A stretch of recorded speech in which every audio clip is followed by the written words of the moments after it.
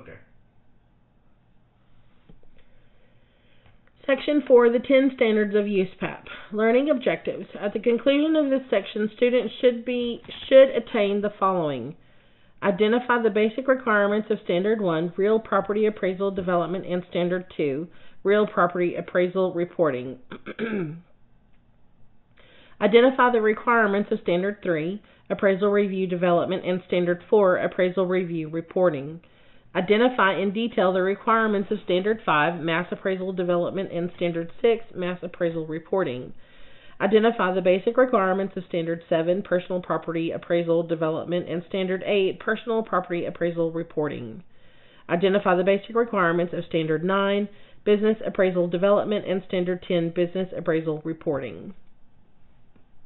Standard 1, Real Property Appraisal Development.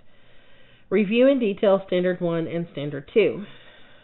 Standards Rule 1.1.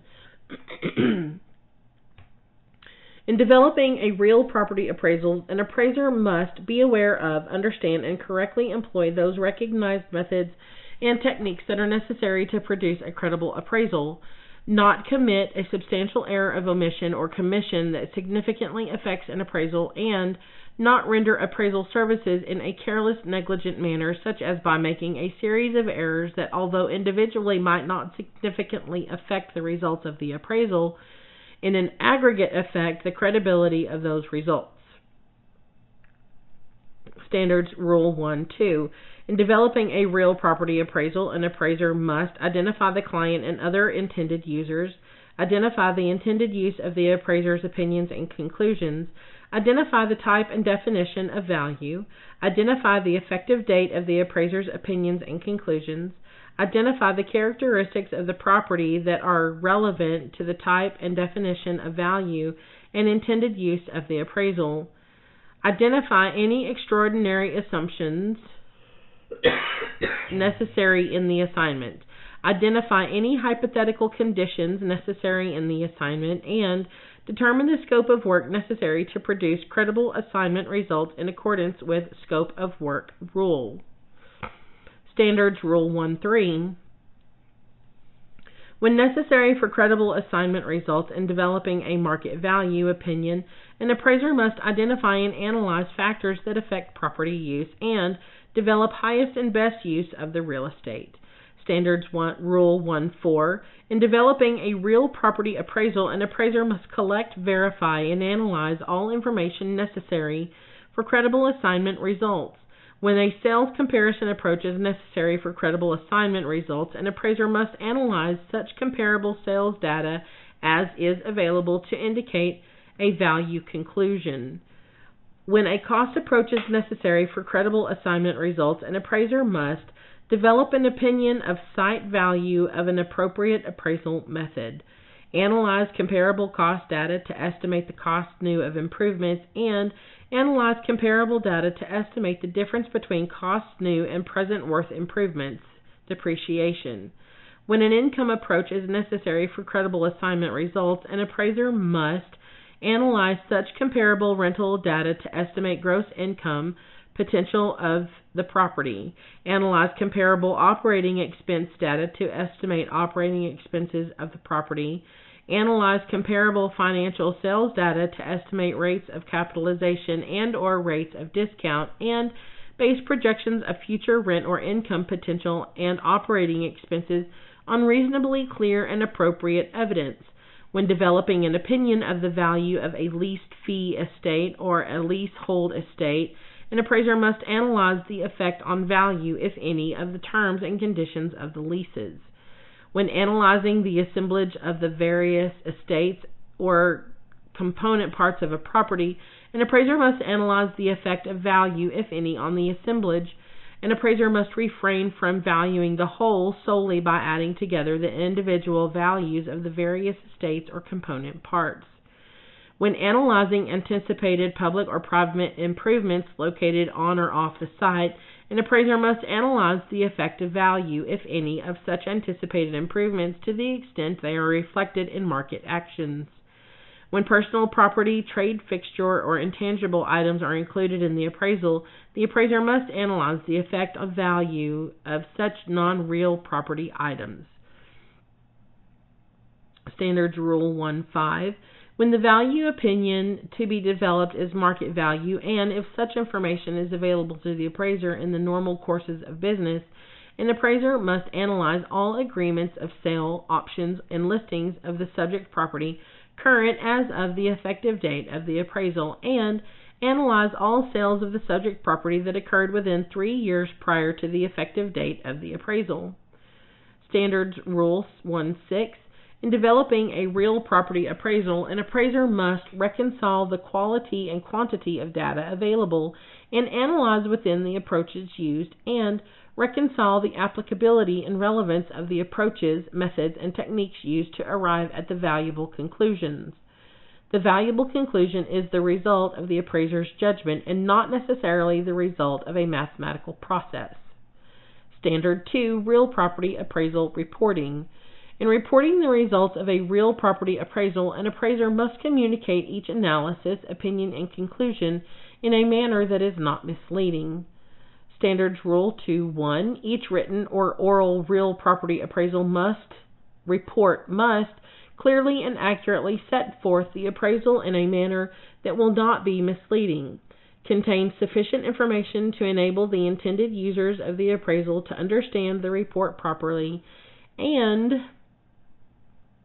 clearly and accurately disclose all assumptions, extraordinary assumptions, hypothetical conditions, and limiting conditions used in the assignment.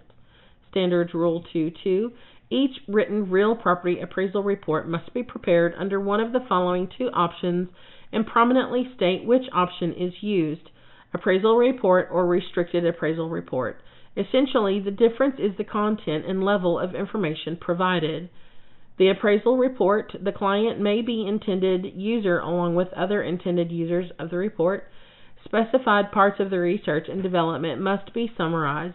Appraisers must summarize the data analyzed and the reasoning that supports the analysis, opinions, and conclusions. Restricted use appraisal report. The restricted report can only have the client as the intended user if any other party will use the report as a restricted appraisal report cannot be used. The parts of the research and development do not have to be summarized, only stated in the report. Appraisers do not have to summarize the data analyzed or support opinions or conclusions. However, the report must include a prominent use of restrictions that limits the use of the report. The content of the appraisal report must be consistent with the intended use of the appraisal and, at a minimum, state the identity of the client unless the client has specifically requested otherwise, and state the identity of any intended users by name. State the intended use of the appraisal. Summarize property identification information. State the real property interest appraised. State the type and definition of value and cite source of the definition. State the effective date of the appraisal and the date of the report. Summarize the scope of work used to develop the appraisal. Summarize the information analyzed, appraisal techniques employed, and reasoning that support the analysis conclusions. Exclusion of any of the approaches to value must be explained. State the use of the real estate existing as of the date of value. When an opinion of highest and best use is developed, the appraiser must summarize the rationale for that opinion clearly and conspicuously. State all extraordinary assumptions and hypothetical conditions, and state that their use might have affected the assignment results, and include a signed certification. Is your tongue shedding? Yes. It's molting. The content of restricted use appraisal report must be consistent with the intended use of the appraisal and, at a minimum, state the identity of the client unless the client has specifically requested otherwise, and state a prominent use restriction that limits use of the report to the client and warns that the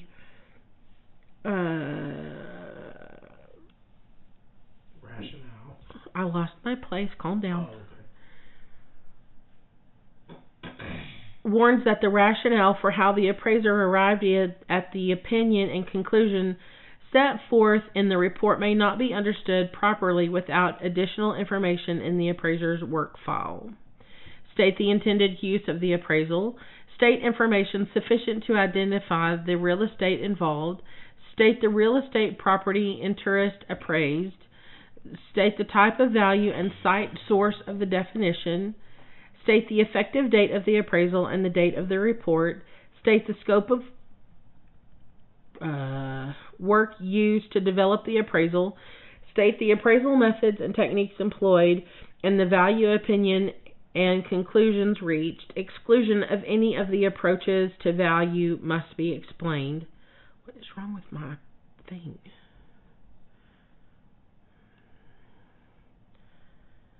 It's jumping. State the use of the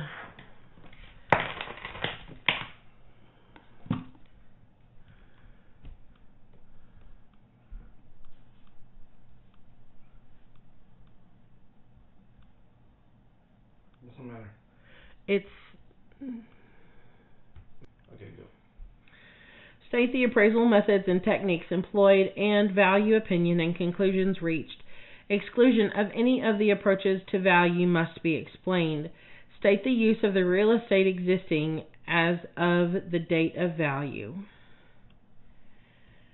When an opinion of the highest and best use was developed, the appraiser must state that opinion. Clearly state all extraordinary assumptions and hypothetical conditions and state that their use might have affected the assignment results and include a signed certification. Standards Rule 2.3. Each written real property appraisal report must contain a signed certification. Standards Rule 2.3 contains specific content that must be included in a signed certification.